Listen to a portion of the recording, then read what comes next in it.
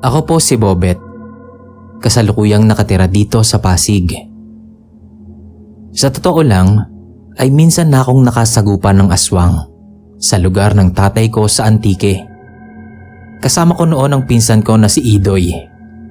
Marami ang hindi naniniwala sa atin. Pero gusto ko pa ding ibahagi ang nakakapanindig balahibo at nakakatakot na pangyayari noong ako'y nasa 15 anyos pa lang. At hindi ko inakala na mabubuhay pa ako ng mga panahong iyon. Ang nakasalamuhan namin ng pinsan ko noon ay isang manananggal.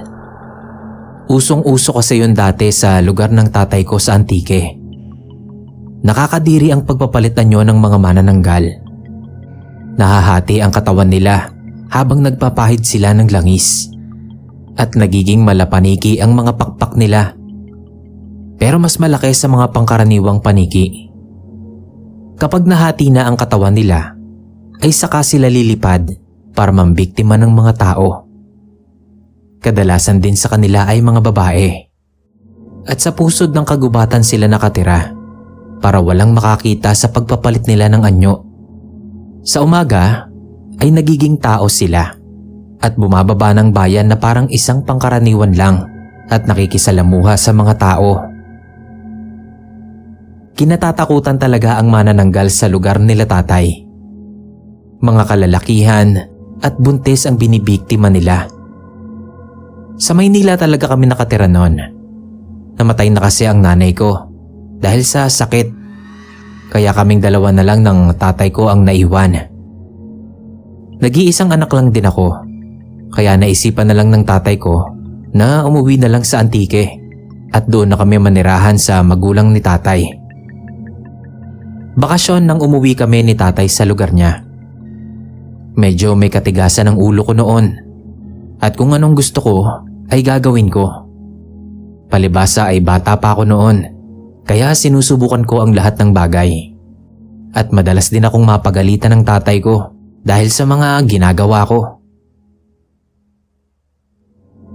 Nang dumating na kami sa Antique ay pinagyayakap ako ng lola ko. Medyo hindi ako sanay sa ganon kasi lumaki nga ako sa Maynila at ngayon lang din ako nakauwi ng Antique. Marami din paalala ang lola ko at mga kalapitbahay nila kaya nalaman ko din ang tungkol sa manananggal. Hindi din daw nila kilala kung sino ang babaeng nakatira sa gubat. Hanggang sa makilala ko ang pinsan kong si Idoy, anak ng pinsan ni tatay. Nagkwento siya sa akin na gusto niyang makita ng personal ang manananggal para labanan at mapatay niya dahil pinatay daw ng manananggal ang ninong niya nang minsang umuwi ng hating gabi. Tinanong ko kung may bike ang pinsan ko at sakto naman dahil meron. Pinagplanuhan namin ang pagpunta sa gubat pero naging sikreto lang dahil magagalit talaga ang tatay ko. Palibasa bata pa kami noon kaya kung anong maisipan naming gawin hindi kami natatakot. Mahigpit naman ang paalala noon sa akin ni lola at pati na ni tatay na wag akong lalabas ng gabi at napakadelikado. Kahit medyo kinakabahan ay itinuloy pa rin namin ng pinsan ko ang pagpunta sa kagubatan. Nagantay muna ako ng 1 oras noon para masiguro na tulog na sila tatay. Kabilugan ng buwan noon, maliwanag ang dinadaanan namin. Pero nang pumasok na kami sa gubat, halos wala kaming makita. Nang makarating na kami sa gitna ng kakahuyan, ay tumigil na ang pinsan ko sa pagpadyak ng bike dahil doon na daw ang bahay ng manananggal. Maya-maya pa ay nakarinig kami ng pagpagaspas na parang malaking ibon. Mabilis kaming nagtago dahil baka iyon na ang manananggal. Nawala sandali ang tunog na nagmumula sa pakpak niya at nagulantang na lang kami ng pinsan ko na nasa harapan na namin ang manananggal. Para akong hihimatayin sa takot nang makita ko iyon ng harapan. Malapit na akong dagitin ng manananggal nang biglang nagkakawag ang pakpak niya na parang nasasaktan siya. Hindi ko alam ang nangyayari hanggang sa lumayo na siya sa akin. Saka ko lang napansin na wala na pala sa tabi ko ang pinsan ko.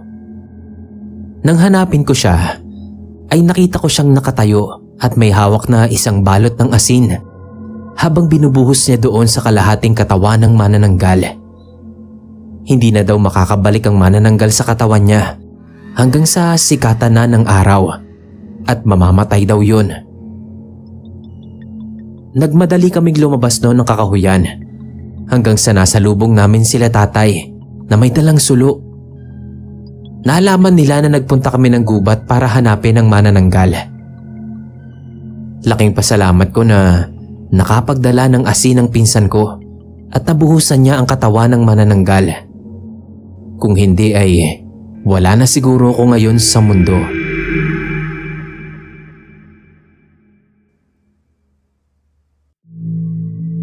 Tawagin niyo na lang po akong Ali. Nung 17 pa lang ako, natatandaan ko lumipat kami sa Cebu. Nalipat kasi sa branch ng trabaho niya roon si Papa. Matatagalan daw si Papa sa branch na yon ng opisina nila. Kaya nagpasya sila ni Mama na maghanap na nga ng titirhan namin malapit doon. Sakto naman na kakagraduate ko lang ng high school. Sabi ko kay Mama, papahinga muna ako. Total wala pa naman akong napipiling kurso. Ang nag-iisa kong kapatid na babae na si Alma at dalawang lalaki na sina Aaron at Ken. Sila yung matik na nag-transfer sa school doon. Kasi nasa third year high school pa lang si Alma. At yung dalawang lalaki naman ay parehong nasa elementary. May kapitbahay kami ron na palaging nakatingin sa amin mula nung dumating kami. Para hindi kami mailang ay si Mama na ang unang nagpakilala. Mukhang mabait naman. Parang hinintay lang niya na mauna si Mama na makipagkaibigan. Tapos nun, siya na yung laging nagpupunta sa amin. Mas bata siya kay Mama. Siguro nasa 20 anyos pa lang. Wala naman akong nakitang problema sa pakikipagkaibigan niya kay Mama. Maliban nung nagsimulang magbigay ng babala ang mga kapitbahay. Sabi nila, iwasan daw namin ang babaeng yon. Yung babae itago na lang natin sa pangalang Eva. Ayon sa iba pa naming kapitbahay, bagong salta lang din daw ang babaeng yon sa kanila at hinihinala nilang isang aswang. Magdadalawang buwan pa lang yata siya dun. Mula raw kasi nang dumating yon sa lugar ay may napabalita ng aswang. Yung dating nakatira daw sa bahay namin, mag-asawa, tapos buntis yung babae. May nang aswang daw mula sa bubungan, kaya nawala yung bata sa tiyan niya. Malakas daw ang kutob ng buntis na si Eva yon dahil palagi niyang nahuhuling nakatingin sa tiyan niya. Isang beses pa nga ay nakipagkwentuhan daw sa kanya habang nagdidilig siya ng halaman. Tapos bigla na lang hinipo yung tiyan niya. Kaya dali-dali raw siyang pumasok sa loob at hindi na kinausap si Eva. Tapos ayun na nga, kinagabihan ay naaswang ang nasa sinapupunan niya. Si Mama naman ayaw niyang maniwala kasi bukod sa pagtitig at paghipo sa tiyan ay wala naman daw matibay na pruweba ang mga kapitbahay. Hinayaan ko na lang din kasi baka nga chismis lang. Maganda kasi si Eva at maputi, kaya baka kinaiinggitan lang. Yung kapatid kong si Alma, siya ang naniniwala. Iba raw ang pakiramdam niya pag nasa amin si Eva. Hanggang isang hapon, may dalang mga manggang hilaw si Papa pag uwi. Wala kaming bagoong kaya nagpakuha na lang ako kay Alma ng asin. Doon ako nakapwesto sa upuan sa harap ng bahay namin habang binabalatan yung mangga. Si Eva parating nun. Hinahanap si Mama. Sabi ko nasa loob, pasok na lang siya. Si Alma naman palabas ng pintuan dala yung tasa ng asin. Yung mga kapatid kong lalaki nagtatakbuhan. Nabunggo nila si Alma na kasalubong ni Eva. Yung asin ay tumapon mismo kay Eva at yung tasa ay dumiretso sa sahig at nabasag. Kitang-kita namin ang pamumula ni Eva. Nagsisigaw siya at nagtatarang habang natatarantang pinapagpag yung asin sa katawan niya. Tapos ay nagmamadali siyang umalis. Napatulala kami sa nangyari. Takang-taka kami kasi asin lang naman ang tumapon sa kanya. bakit ganun siya makareact. Daig pa yung nabuhusan ng mainit na tubig o kaya ng asido. Nasabi ko tuloy kina mama na baka totoo nga ang sinasabi ng mga kapitbahay namin tungkol kay Eva. Baka nga isa siyang aswang. Mukhang nahapdian ang balat niya dahil sa asin. Mula noon hindi na nagpunta sa amin si Eva. Hindi na rin namin siya nakikitang lumalabas ng bahay. Laging nakasara ang pinto at bintana niya. Hindi naman siya makamusta ni mama dahil natakot na rin si mama. Hindi ko matiyak kung ilang araw pa ang dumaan nun nang makita namin na may nakapaskil na for rent sa dating inuupahan ni Eva. Umalis na pala siya. May kapitbahay pa kaming nagsabi na baka raw nalapnos ang balat ni Eva nang matapunan ng asin, kaya nahiya nang magpakita sa amin at sa mga kapitbahay.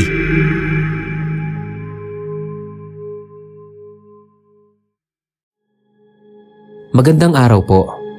Tawagin niyo na lang po ako sa pangalang Enteng. Ang kwento ko po na ibabahagi sa inyo ay personal na karanasan ng lolo ko noon sa probinsya nila sa Cebu nang minsang mapalaban daw siya sa isang aswang doon. Binata pa lang daw ang lolo Goring ko nung mga panahong iyon. Mga nasa edad 20 lang siya. Ang bahay pa raw nila noon ay sa bundok at malayo sa bayan. Kailangan pa nilang bumaba ng bundok para lang mag-igib ng tubig nila sa balon. At siya ang palaging inuutusan ng tatay niya dahil pagod na rin ito sa maghapong pagtatrabaho sa bukid. At bukod doon ay siya ang panganay.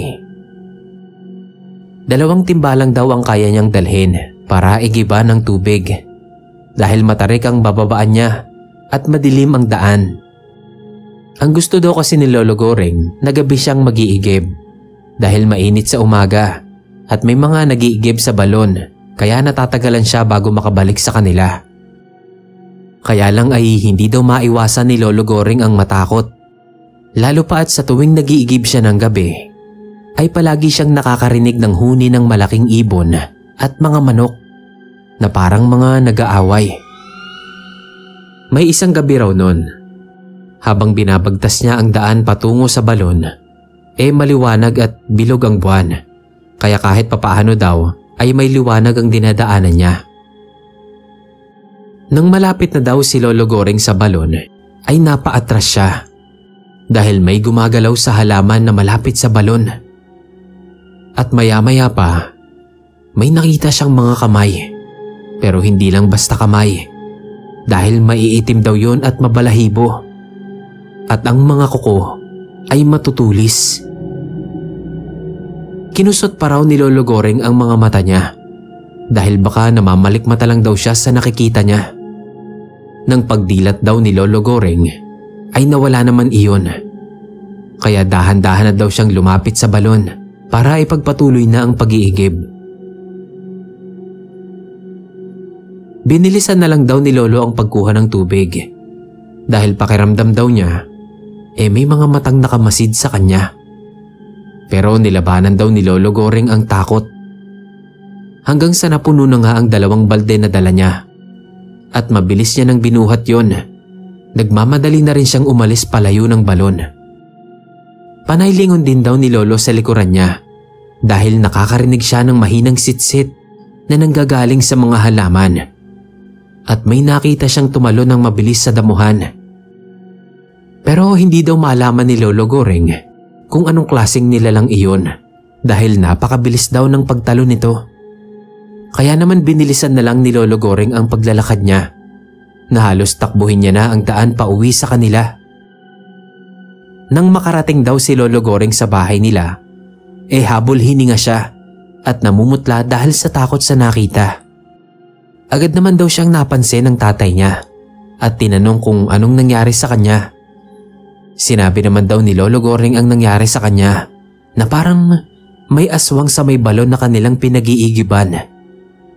Pero natawa lang daw si tatay ni Lolo Goring at sinabi nito na baka dala lang ng bali-balita na may aswang doon. Kaya pati si Lolo naniniwala doon. Nang sumunod na gabi ng pag-iigib ni Lolo Goring, nagdala na raw siya ng isang supot ng asin. dahil iyon ay isang pangontra sa mga aswang. Habang naglalakad daw si Lolo patungo sa balon, ay nakarinig siya ng kaluskos mula sa damuhan. Kinuha agad ni Lolo ang isang balot ng asin. Dinakot niya ng palad niya. Maya-maya ay may lumitaw sa harap niya na kakaibang nilalang. Mabalahibo at matatalim ang mga pangil. Kahit nanginginig daw ang tuhod ni Lolo, ay nilabanan niya ang takot dito. Nang akmang sasakmalin na siya ng aswang, ay sinabuyan niya ito ng asin. Nataranta daw ang aswang na parang napapaso dahil sa pagsaboy ni Lolo Goreng ng asin dito. At mabilis iyong nawala sa harapan ni Lolo. Simula daw nang masabuyan niya ng asin ang aswang, ay wala na siyang nadidinig na kung anong tunog sa tuwing mag-iigib siya sa gabi. Marahil ay lumipat na daw iyon ng lugar. Kaya naman ang bilin sa amin ni Lolo bago siya namatay dahil sa sakit, ay palagi daw kaming magbabaon ng asin para pangontra sa masasamang elemento.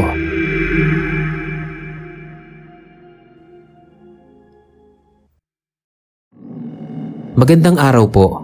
Ako si Minda. Taga Davao po ako. Ibabahagi ko lang sa inyo ang kwento tungkol sa dati kong pinagtatrabahuhan sa Batangas noong isinama ako ng pinsan ko.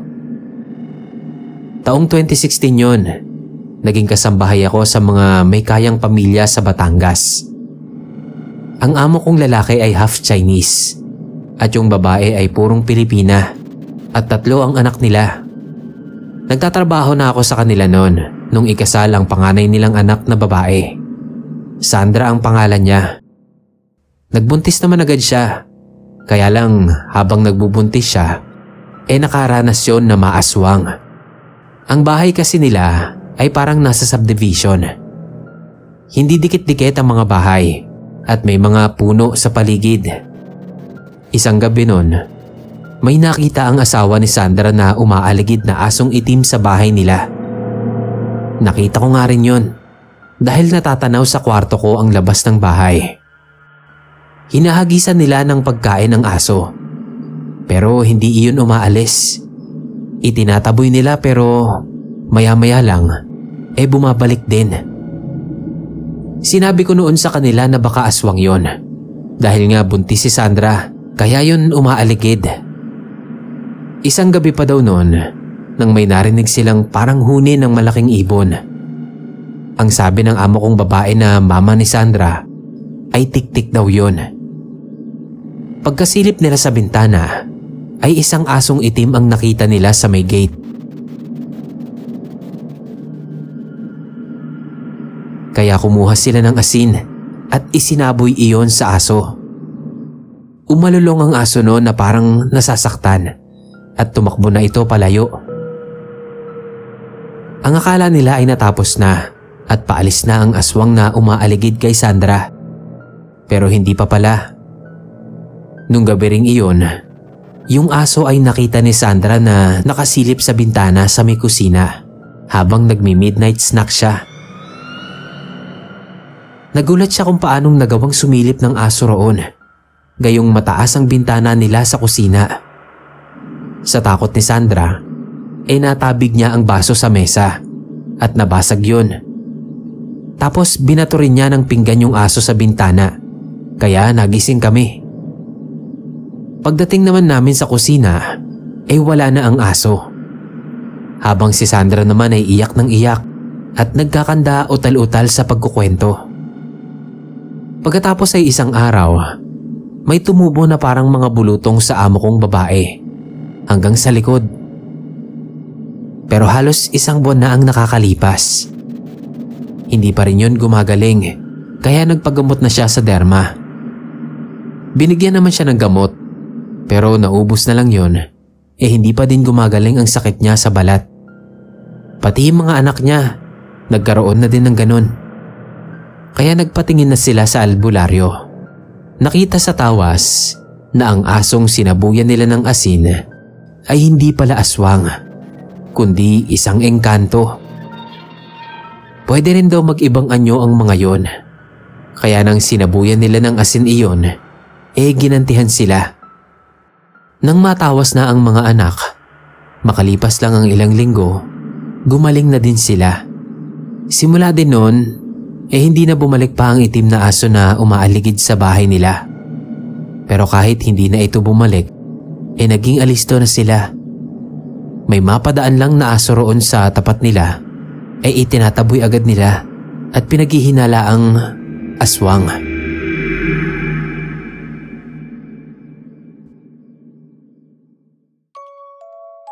Joselito po ang pangalan ko, taga May Kawayan. Alam ko po na maraming hindi naniniwala sa mga engkanto. Dati isa rin ako sa mga hindi naniniwala. Kundi pa nangyari sa akin yung nakakatakot na karanasang yun, patuloy ko lang na pagtatawanan yung mga tungkol sa mga nilalang na yun na kakaiba sa mga tao. Yung ate ko po at pamilya niya sa side ng bayaw ko ay nagkayayaang mamasyal sa isang malayong probinsya. Hindi ko na lang po babanggitin kung saan dahil kilalang pasyalan po ang pinuntahan namin doon. Nung makarating kami roon ay nakituloy muna kami sa kaibigan ng bayaw ko na malapit lang doon ang bahay. Bili ng lola ng kaibigan ng bayaw ko ay wag daw naming kakalimutang magdala ng asin kasi may mga aswang daw na naninirahan sa gilid-gilid ng pasyalang pupuntahan namin.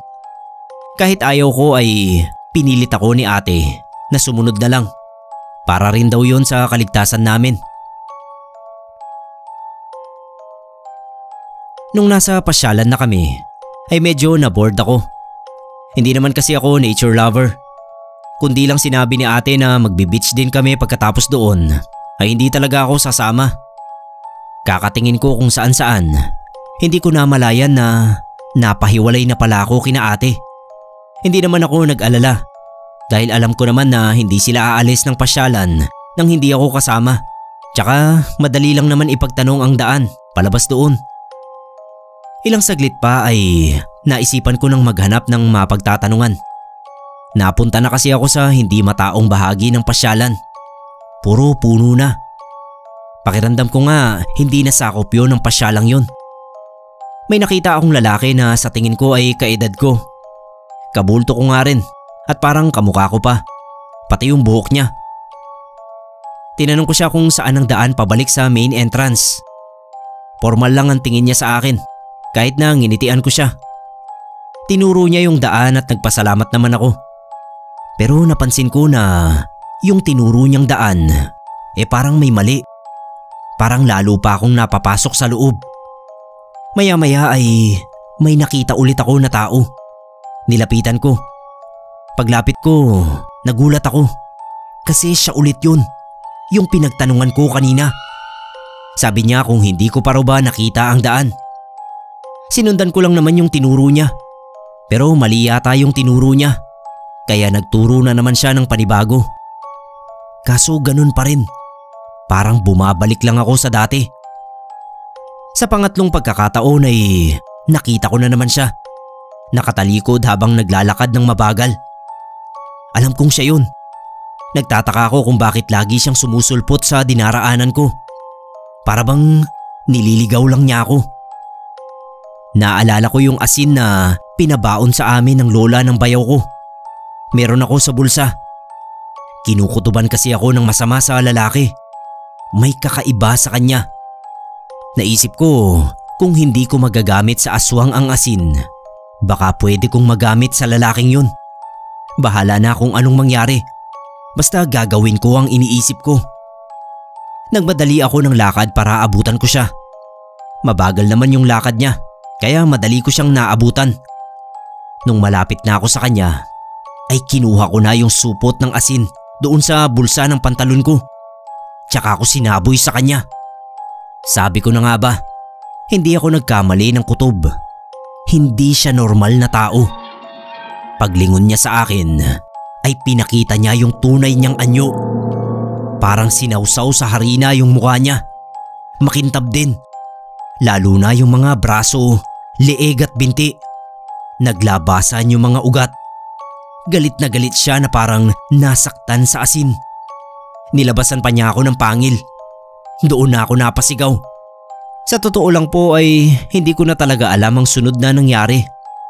Nawala ako sa sarili ko nun dahil sa sobrang takot. Sabi ng ate ko, hinanap daw nila ako. Tapos nakita nila ako na nandoon sa dulong parte ng pasyalan. Sigaw daw ako ng sigaw. Hindi ako tumitigil. May isang lalaki roon na tumulong sa akin na mabalik ako sa wisyo. Ayon sa matanda ay napaglaruan daw ako ng engkanto. Kung hindi ko raw nasabuyan ng asin at patuloy akong sumunod sa lalaki, malamang daw ay nadala na ako sa mundo nila. Takot na takot ako sa nangyaring yun sa akin. Kaya mula noon, naniwala na talaga ako na meron talagang mga kakaibang nilalang na nakikihalubilo sa atin.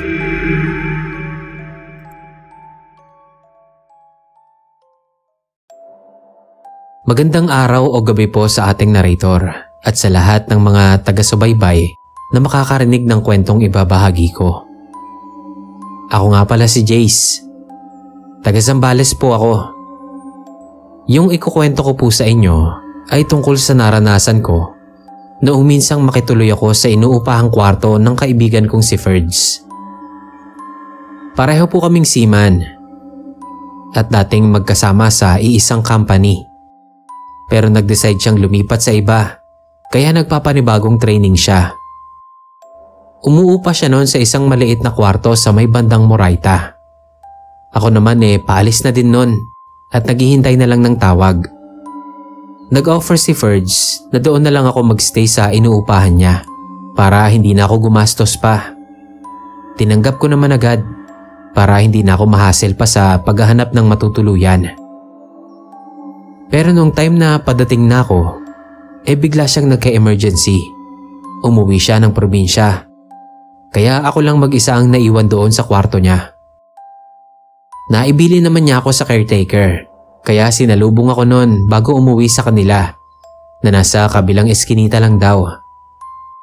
Luma na yung bahay at medyo creepy, pero mura lang ang upa, kaya pinatos na ni Ferds. May 4 na maliliit na kwarto sa taas, pero bakante daw lahat maliban sa inuupahan ni Ferds, kaya literal na mag-isa lang ako. Kahit gabi, maalinsangan pa din sa loob. Kaya nagpa siya akong maligo muna sa CR na nasa labas lang ng pinto ng kwarto. Habang naliligo ako, bigla akong natigilan nang may madinig akong mga boses na tila nag-uusap. May dumating yatang tao. Pero naalala ko na naka-double lock yung gate mula sa loob. Tapos na akong maligo noon at palabas na sana nang may marinig naman akong mga yabag. Kahoy kasi yung sahig ng bahay. Pabigla akong binuksan yung pinto. Pero wala naman akong nakita. Tumigil pa ako ng ilang saglit at nakiramdam. Nung bubuksan ko na yung pinto ng kwarto, ay may sumitsit naman sa akin. Nagpalinga-linga ako at lumakad pa ako papunta doon sa gilid nang may makita akong pinto palabas. Pero hindi ko binuksan kasi nakalak. Medyo nanayo ang balahibo ko doon. Pero hindi ko na pinansin. Inisip ko, guni-guni ko lang ang lahat ng yun. Dahil nga mag-isa lang ako doon. Pagbalik ko sa kwarto, kinain ko na yung tinake out kong dinner habang nanonood ng mga video sa cellphone. Patawa-tawa pa ako sa pinapanood ko. Nang walang ano-ano, ay bigla na lang nanayo ulit ang mga balahibo ko.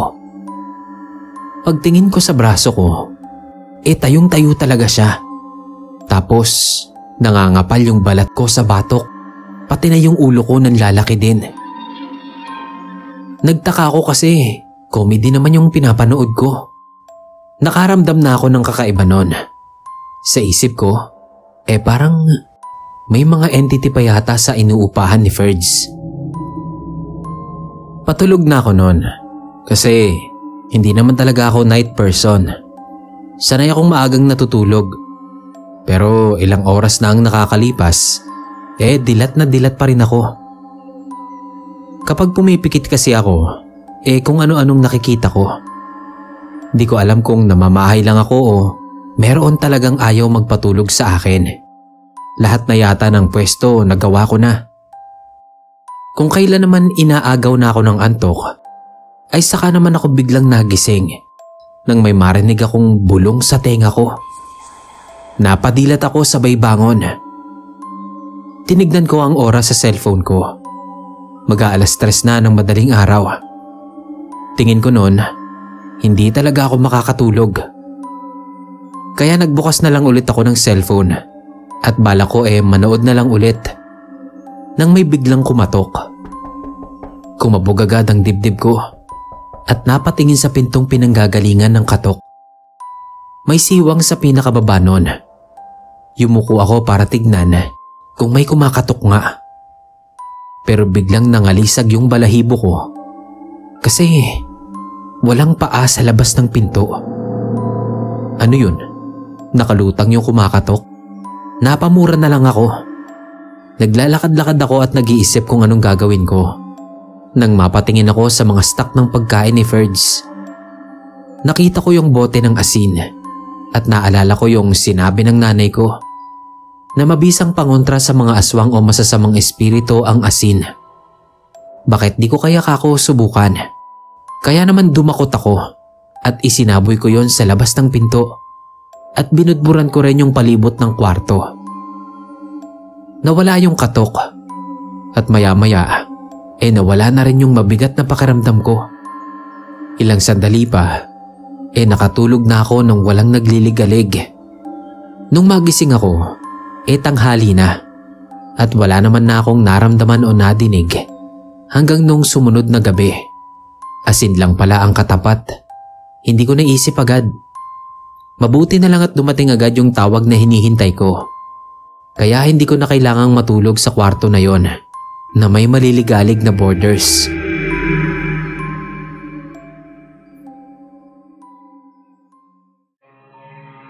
Kumusta po mga kapasta? Ako po si Roger ng Nueva Ecija. Magbabahagi lang din po ako ng naging karanasan ng misis ko noong ipinagbubuntis niya yung panganay namin. Taong 2000 po iyon nangyari sa isang bayan dito sa Nueva Ecija. Bagong lipat lang kami ng asawa ko mula sa Caloocan. Dito po kasi yung trabaho ko, kaya minabuti kong dito na humanap ng matitirhan para naman magkasama kami at naaalagaan ko din ang pagbubuntis niya. Swerte namang nakakuha kami ng murang uupahan dito. Malapit lang din sa site namin at mabait pa yung may-ari na si Tatay Ben. Ang mahirap lang dito medyo liblib yung lugar at magkakalayo ang bahay. At kung kailan ko naman nadala dito ang asawa ko, saka naman pumutok ang balitang may gumagala daw na aswang. Nag-alala ako, kaya sinabi ko yon sa misis kong si Jeline. Pero tinawanan lang niya. Mas ako pa daw yung naniniwala doon, kalalaki kong tao. Wala naman ka akong masama kung maniniwala. Mas mabuti na ang nag-iingat. Pinatotohanan naman ni Tatay Ben yung bali-balita na yon.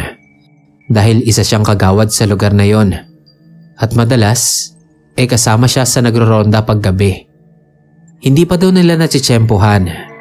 Pero ang sabi daw nung nabiktima, matandang babae daw yung aswang at walang pinipiling oras. Kahit araw daw sumasalakay.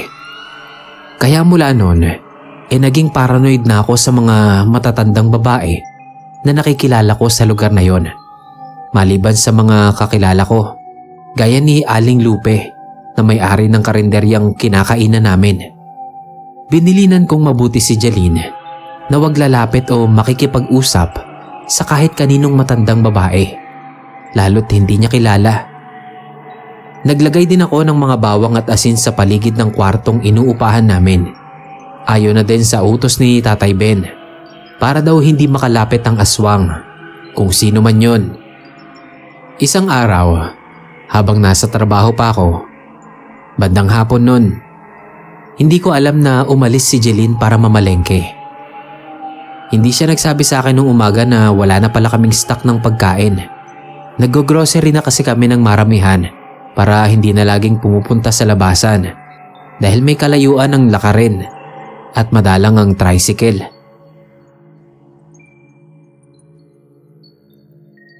Hindi ko naman alam kung anong pumasok sa isip ng asawa ko at umalis mag-isa. Kwento niya sa akin, pauwi na daw siya noon at naghihintay siya ng tricycle papasok sa barangay namin. Pero natatagalan na siya at baka abuti na siya ng dilim. Kaya nagpasya siyang maglakad at papara na lang daw siya kapag may dumaan. Pero mahaba-haba na daw ang nalalakad niya, wala pa ring dumaraan. Pagdating daw sa parteng walang kabahayan, ay naramdaman niyang parang may sumusunod sa kanya. Pero sa tuwing lilingunin niya, wala siyang nakikita. Makakapal na ang mga puno sa magkabilang gilid ng makitid na kalsada, kaya medyo dumalim na din sa bahaging yon. At ramdam daw niya ang presensya ng sino mang sumusunod sa kanya. Nakaramdam daw siya ng takot, pero nilakasan niya ang loob niya. Pabigla siyang lumingon at nahagip pa ng mata niya ang isang matandang babae bago ito makatago. Kinabahan daw siya dahil parang namumukaan niya yung matandang babaeng yon. Hindi lang niya maalala kung saan niya nakita. Nagpatuloy daw siya sa paglalakad. Patuloy din sa pagsunod yung matanda. Pero hinanda niya na ang sarili. Malakas ang kutob niya na may masamang balak yon sa kanya. Dahil kung hindi naman para sumunod at magtago iyon sa kanya. Dahil pwede naman silang magsabay. Maya-maya, naramdaman daw niyang malapit na iyon sa kanya. Isinukbit na daw niya sa balikat ang bag ng pinamili niya at idinukot sa magkabilang bulsa ang kamay. Sabay dakot ng asin na nasa loob ng bulsa niya at biglang isinaboy yun sa matandang halos nasa likod niya na. Sabay takbo. Napasigaw at natumba daw yung matanda habang namimilipit sa sakit. Nakatakip ang mga kamay niya sa mukha nitong sapul ng asin. Paglingon daw niya ay nakita niyang wala na yung matanda doon at sa halip ay isang aso ang tumatakbo papasok ng kakahuyan. Hindi ko na siya nagawang awayin noong dumating siya sa bahay na hingal. Humanga pa nga ako sa kanya dahil sa tapang niya. Kinabukasan, isang palaisipan sa akin ang nakita kong mga sugat sa mukha ni Aling Lupe. Nang tanungin ko siya, umilap ang mga mata niya at sinabing may allergy lang daw siya. Pero parang duda ko. May hinala ako na siya yung tinutukoy ng asawa ko. Hanggang isang araw, bigla na lang nawala doon si Aling Lupe. Noong masibat daw ng mga tanod yung sinasabing aswang.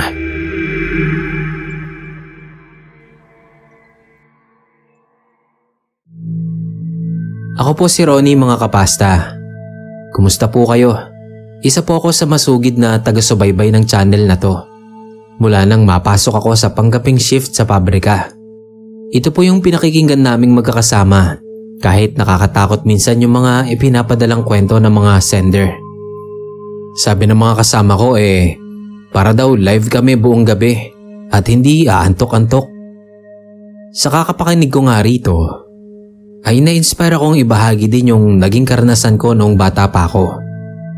Ito po totoong nangyari noong araw sa lugar namin na hindi ko na lang po babanggitin. Pero isang barangay po yon sa Navotas. Noong araw kasi doon kami nakatira bago kami napalipat dito sa Valenzuela. Nasa grade 6 po ako noon at noong mga panahon na yon likas po talagang may katigasan ng ulo ko. May isang pangyayari po kasi noon kung saan kumakalat yung bali-balita na may mga gumagala daw na aswang sa lugar namin.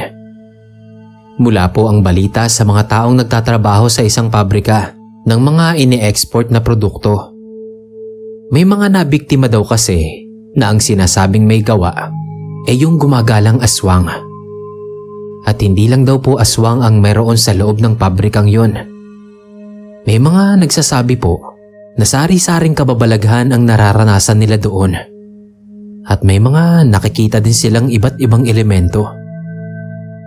Alam ko po yun dahil mismong mga kapatid ko nagtatrabaho din doon.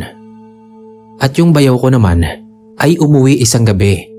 Takot na takot dahil nakakita daw siya ng isang paring pugot doon sa storage nila.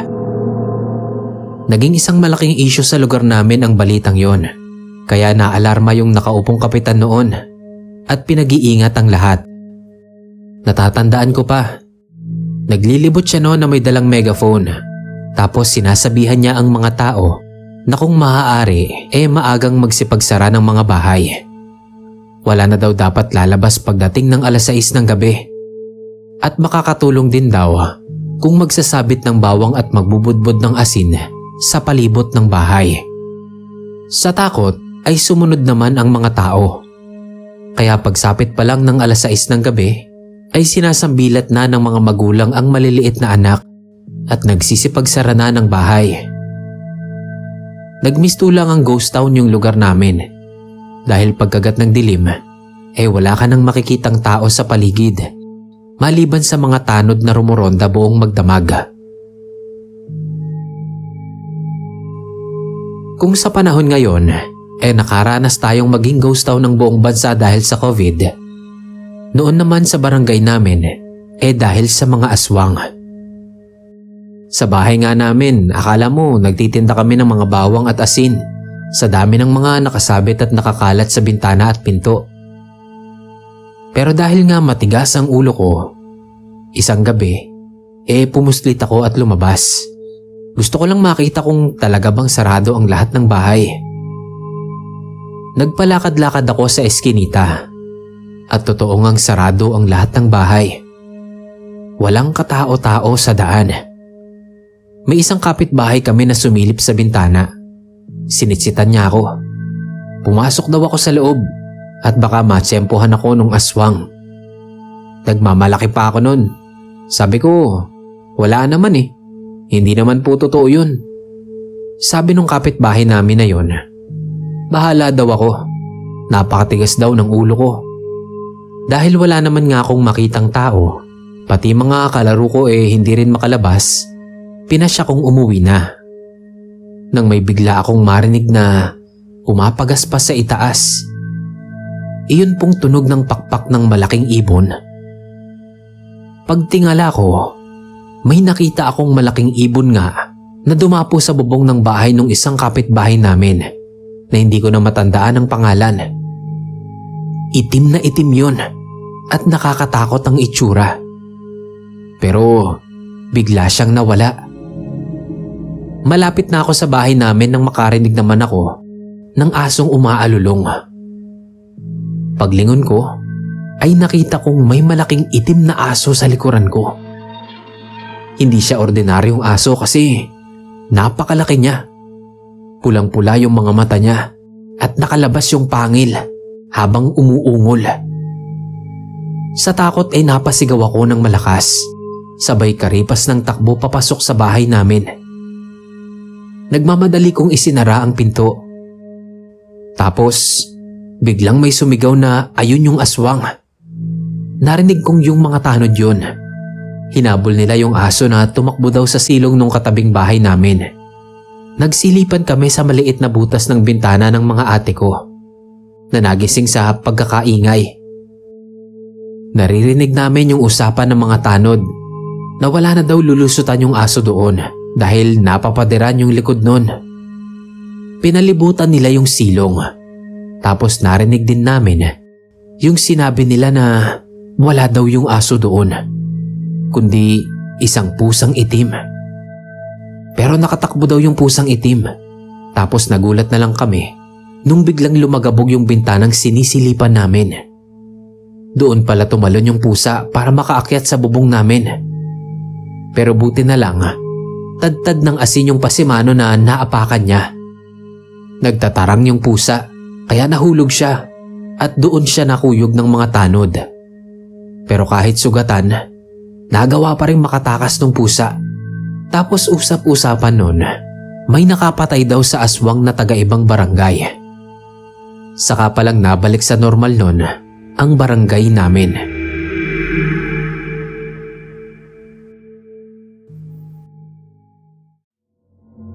Tawagin niyo na lang po ako sa palayaw kong Toto.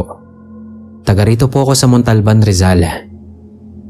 Ibabahagi ko po sa inyo ang karanasan naming kababalaghan ng mga pinsan ko noong mga dalaga't binata pa kami.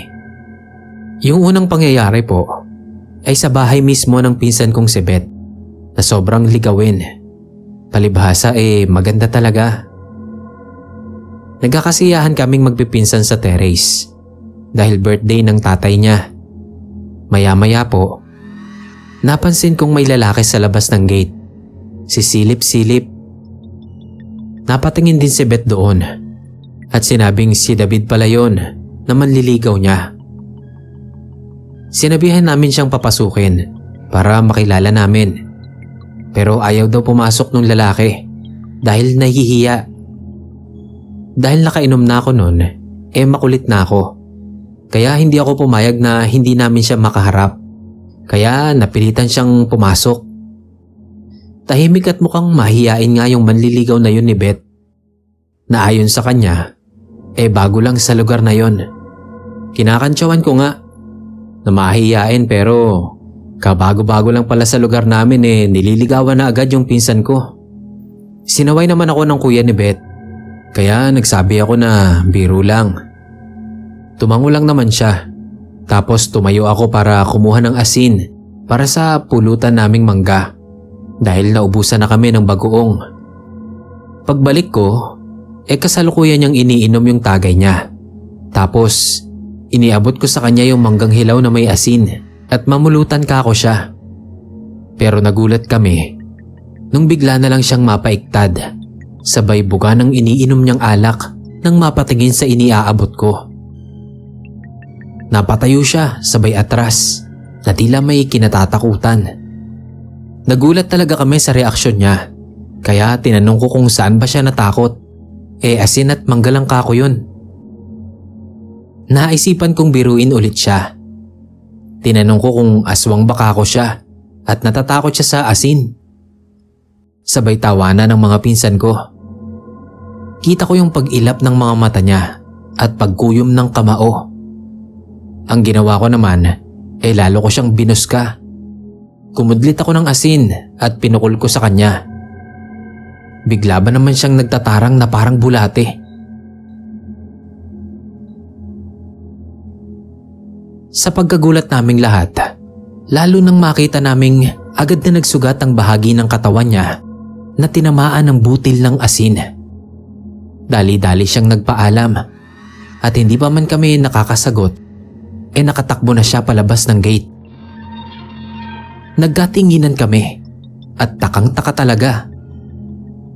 Sinabi namin yun kina Tito Ismael na tatay ni Beth at pare-pareho kami ng naisip na hindi normal na tao ang manliligaw ni Beth.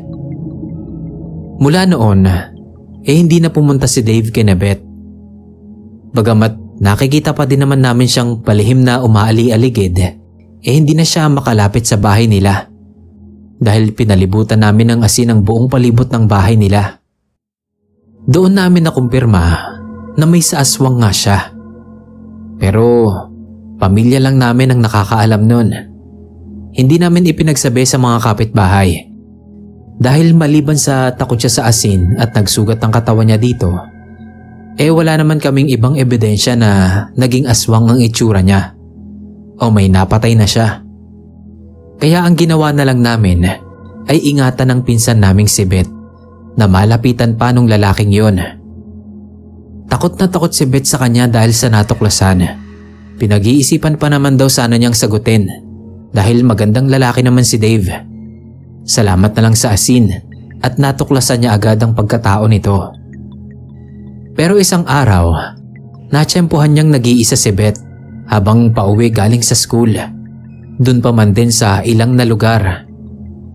Hinarang niya si Beth at sinabing sumama sa kanya kung ayaw niyang mapahamak. Sinabi ni Beth na layuan siya nito at tigilan na siya dahil hinding-hindi siya magkakagusto sa isang aswang. Sukat sa sinabi ni Beth ay dumilim daw ang mukha ni Dave at nagbago ang anyo. Naging mabalahibo ang muka't katawan nito at lumitaw ang matutulis na pangil. Sinunggaban niya si Beth na nagsisigaw sa sobrang sindak. Pero hindi siya nawalan ng loob at dinukot niya sa bulsa ang mga butil ng asin at ikinulapol sa mukha ni Dave na nabitawan siya. Sa po ang mukha na nasasaktan, galit na galit itong sumugod ulit kay Beth. Noon na kami dumating ng kuya ni Beth na si Erwin. Nalate lang kami ng pagsundo sa kanya. Agad naming isinaboy kay Dave yung supot ng asin na palagi naming dala-dala. Hindi kami nagpapawala nun mula nung natuklasan namin na aswang nga siya. Alam kasi namin na posible niya kaming balikan. Namimilipit si Dave sa sakit. Hindi namin siya tinantanan hanggat hindi nasusunog ang katawan niya. Nung hindi niya nakinaya, nagtatakbo si Dave palayo. At saka pa lang kami nakaramdam ng takot at kilabot. Hindi namin akalain na makakaengkwentro kami ng isang aswang.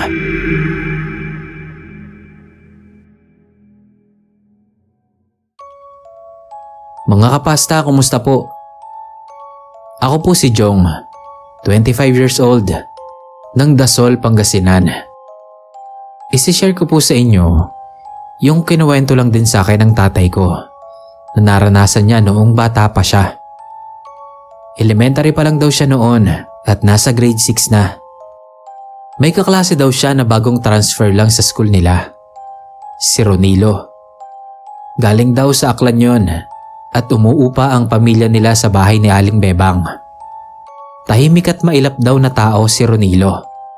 Pagkakagaling sa school, diretso uwi na sa bahay. Ni hindi daw yun nakikisalamuha o nakikipag-usap man lang sa kahit na kanino sa kanila. Maging sa mga teacher daw ay laging paiwas. Basta ang gusto lang niya ay pumasok ng school. Isang araw daw, inabangan siya nila tatay para piliting sumama sa kanila at gumawa ng project nila sa industrial arts. Grupo kasi sila doon at lagi siyang napapasama kina tatay. Pero napipiko na sila dahil nagkakagrade siya nang wala namang ambag sa mga ginagawa nila. Kaya nung araw na yon, kahit anong tanggi ni Ronilo at sinabihang pera na lang ang iaambag niya, hindi pumayag sina tatay at wala siyang nagawa nang sapilitan siyang isama nito. Doon sila sa likod bahay nila tatay dahil nandoon daw ang mga materyales nila at para wala na ring istorbo sa paggawa, malapit iyon sa kamalig na imbaka ng asin dahil nung araw daw na yon may asinan sila tatay. Sa kanya ipinalagaran nila tatay yung mga kahoy na gagamitin nila. Habang ginagawa iyon, ay napansin daw ni tatay na butil-butil ang pawis nito at patingin-tingin sa paligid. Kinakantsawan siya ng iba pang mga kaklase pero hindi iyon pansin ni Ronilo. Na mabilis naman ang pagkilos na tila gustong matapos na agad ang ginagawa. Nung matapos nito ang mga nilalagari, ay inutusan daw ni tatay na pumunta ito sa kamalig at kunin yung iba pang mga kahoy. Matapos yun, pwede na daw itong umuwi. Agad naman itong sumunod. Pero bago makarating sa bungad ng kamalig, ay bigla daw itong natigilan at umatras. Pinagpawisan daw ito at namutla. Nagtataka naman si tatay kung bakit ganoon na lang ang reaksyon nito. Nung tanungin niya, sinabi nitong si tatay na lang ang kumuha ng mga kahoy dahil kailangan niya nang umuwi. Patalikod na ito. Nung patakbong lumabas naman mula sa loob ng kamalig, ang dalawang kaklase nila na naghaharutan at nagbabatuhan ng mga butil ng asin. Aksidenteng natamaan si Ronilo sa mukha ng isang dakot na asin na ipinukol nung isa sa kaklase nila. Nagulat na lang sila nun nung parang bulating nagkikisay si Ronilo habang sumisigaw at namimilipit sa sakit. Sapo nito ang mukha niyang tinamhaan ng asin.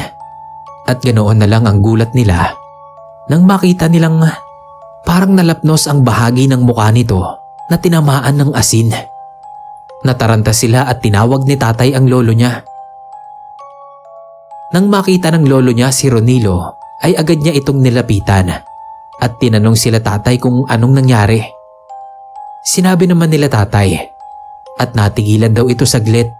Saka tumayo at lumayo kay Ronilo. Pinalayo din ito sila tatay sa kanya. At nagtaka sila nung utusan ng lolo niya si tatay na kumuha ulit ng asin. Nang marinig daw iyon ni Ronilo, ay bigla itong tumayo at tinitigan sila isa-isa nang nanlilisik ang mata bago daw ito mabilis na tumakbo palayo doon. Hindi nila maintindihan kung bakit ganoon ang nangyari kay Ronilo. Ipinakwento naman ng lolo niya kung sino si Ronilo at saan ito nakatira. Tapos nagulat sila nang sabihin nitong may lahing aswang si Ronilo. Pinag-iingat sila nito at huwag magpapawala ng asin sa katawan. Natakot sila tatay. Kinabukasan at ng mga sumunod pang araw ay hindi na pumasok si Ronilo. Kaya tinanong sila ng teacher nila kung sinong nakakaalam ng bahay nito. Hindi sumagot si tatay kahit alam niya. Pero itinuro siya ng kaklase niya na siya ang may alam. Kaya naman nagpasama ang teacher niya sa kanya papunta kay Ronilo. At wala daw nagawa si tatay. Pagdating doon sa bahay nila, ayaw pumasok ni tatay. Kaya yung teacher na lang niya ang pumasok at nag-usap sila ng nanay ni Ronilo. Matalim ang titig nito sa kanya na tila nagbabanta. Habang nasa labas naman daw si tatay at naghihintay, bigla naman daw lumitaw sa harap niya si Ronilo. Bakas pa rin sa mukha nito ang pagkalapnos dahil sa asin. Nakakuyom ang mga kamay nito at nanlilisik ang mga mata sa kanya. Natakot daw si tatay, pero bago pa makalapit sa kanya si Ronilo, ay bigla niyang inilabas sa magkabilang bulsa ang mga balot ng asin na lagi niyang dala. Napaatras daw si Ronilo. Nung paalis na sila ng teacher sa bahay nila Ronilo, ay nilingon pa niya ang mga ito. At nakita niyang nagbago ang anyo nila habang masama ang tingin sa kanya. Pero hindi naman katagalan ay nawala din sa lugar nila ang pamilya ni Ronilo. Nang magsimula ang puspusang pagroronda ng mga tanod tuwing gabi.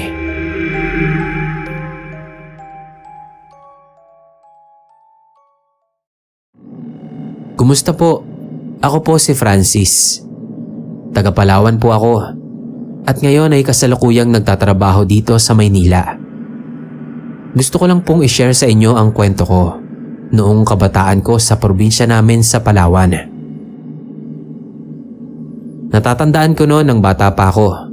Mga edad 12 anyos ako noon.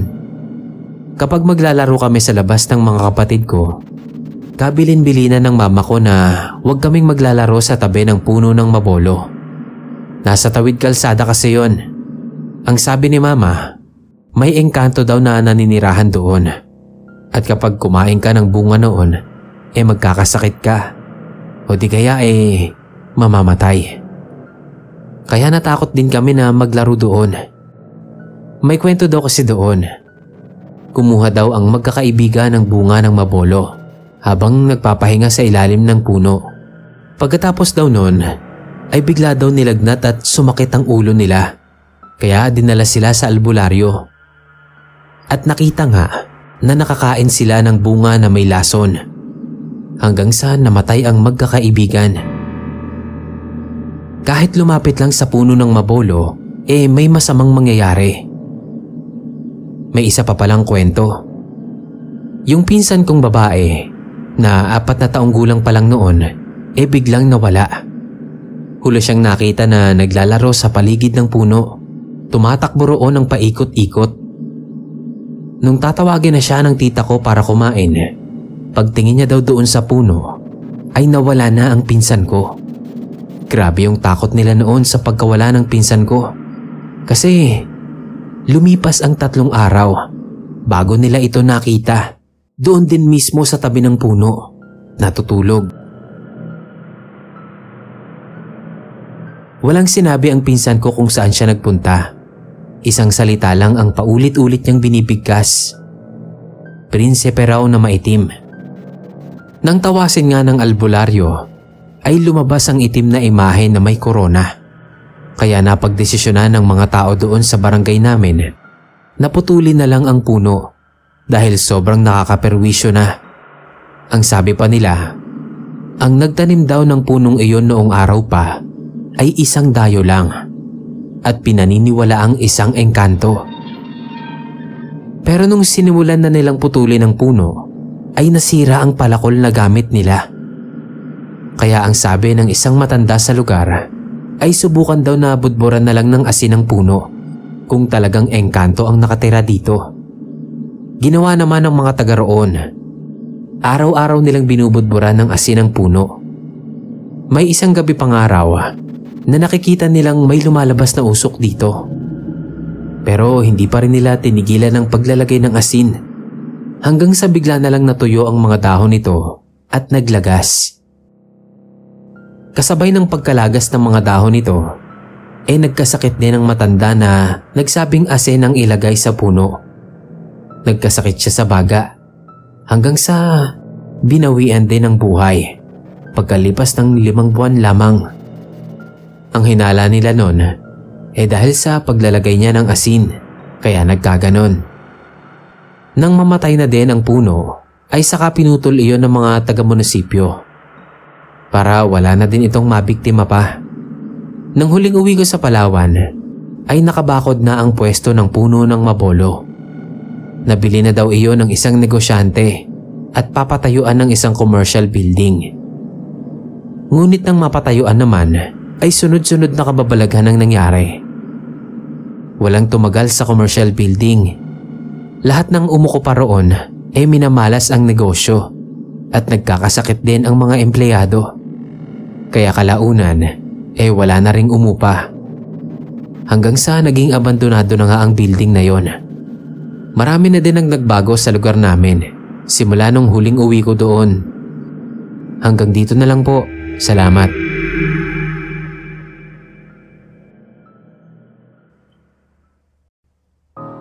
Kumusta po? Ako si Lena. Kasalukuyang nakatira dito sa Romblon. Gusto ko lang po sanang ibahagi sa inyo ang kwento ng kabataan ko at sa naging kaibigan ko na hindi normal na tao, kundi isang engkanto pala.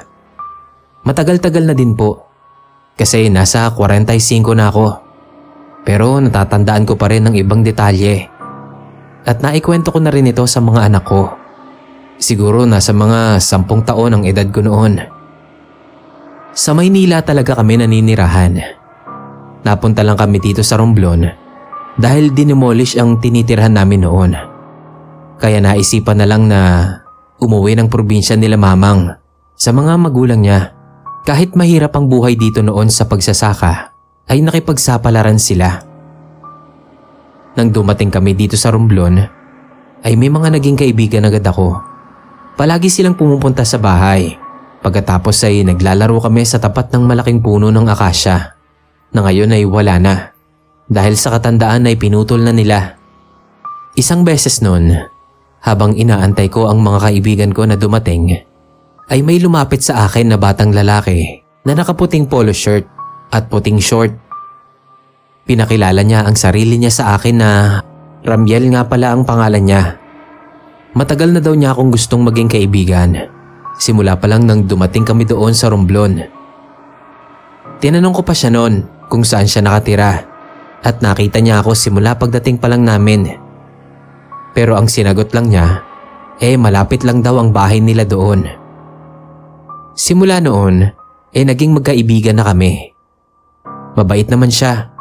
Palagi niya pa akong dinadalhan ng mga prutas. Galing daw yon sa taniman nila. Ikinuwento ko siya sa iba kong mga kaibigan noon. Hindi kasi nila naaabutan si Ramiel. Kapag pumupunta ang mga kaibigan ko sa lugar namin, umaalis agad si Ramiel.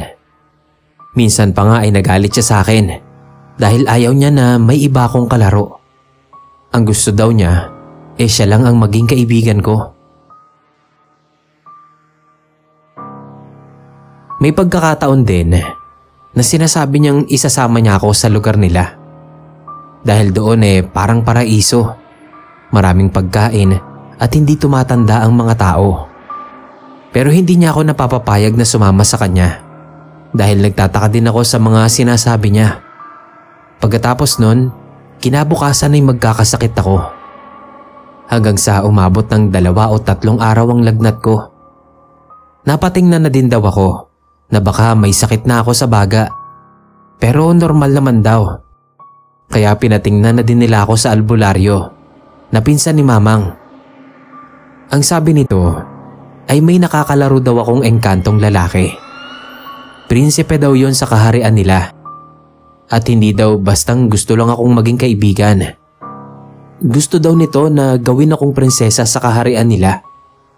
Ang mga engkanto daw kasi, kapag hindi napagbibigyan ng gusto nila, bibigyan nila ng sakit ang bumigo sa kanila. Naaalala ni Mamang ang ikinuwento ko sa kanya, ang kalaro kong si Ramiel. Hindi daw kaya ito ay isang engkanto. At habang sinasabi ni Mamang yun sa akin, ay kinilabutan siya. Kaya nagtanong siya sa pinsan niyang albularyo kung ano ang dapat naming gawin para mapaalis ang engkantong iyon. At paano namin malalaman na engkanto nga ang kalaro kong si Ramiel. Sabi sa amin na kapag bumalik ulit si Ramiel para makipaglaro sa akin, magdala ako ng isang supot ng asin. Pero hindi ko dapat ipakita yun sa kanya. Isa daw kasi sa kinatatakutan ng mga engkanto ay ang asin. Dahil kapag ang asin ay dumampi sa balat nila, nagkakaroon sila ng malalang sugat at hindi na raw gumagaling kahit kailan. Ang gawin ko, sadyain ko daw na tapunan ng asin kahit sa mga paalang nito. Kapag nasaktan siya, isa daw iyong engkanto. Kinabukasan ng gumaling ako, ay nagpakita ulit sa akin si Ramiel para makipaglaro. Sa pagkakataong iyon, ay dala ko na ang asin. Maya-maya pa, ay nabuhos ko na ang asin sa mga paa niya. Nagalit siya at nagtanong kung bakit ko ginawa yon. Hindi pa ako halos nakakapagsalita ay bigla nang tumakbo si Ramiel papalayo sa akin. Mga 3 linggo na rin ang lumipas nang mangyari yon at hindi na nagpapakita sa akin si Ramiel. Hindi na rin ako nagkakasakit mula nun. Ang asin lang pala ang makakapagpaalis sa engkantong nagkakatawang tao na si Ramiel.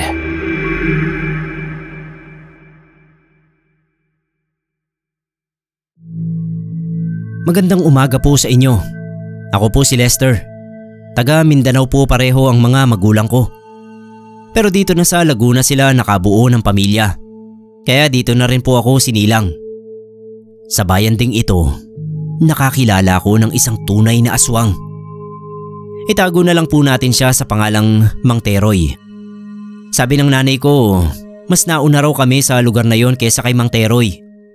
Bigla na lang daw yun dumating sa lugar at nanirahan sa naiwang bahay ng dating manghihilot na si Kanena. Ang sabi kamag-anak daw, pero noon lang daw talaga nila nakita at nakilala si Mang Teroy. Hindi nila nakikita sa mga kamag-anak na dumadalaw dati kay Kanena. Tapos nagtinda nga raw ng asin. Kapansin-pansin lang na hindi pa nila nakita si Mang Teroy na humawak ng asin. Lagi raw may suot sa kamay na makapal na gloves. Ang sabi naman ay allergic daw. Nung panahon na yon, nagkakatakutan sa lugar kasi may namataan daw na aswang. Tapos ilang beses din na may natagpo ang bangkay na wala ng lamang loob. Pero sabi naman ng iba ay mga sindikato raw ang may gawa. Sinisisi lang sa aswang. Balita rin kasi noon ang bentahan ng mga laman loob. Yun din ang panahon na naging malapit ako kay Mang Teroy. Nabakante kasi ako noon sa trabaho. Kaya napadalas ang pagtambay ko sa harap ng bahay namin.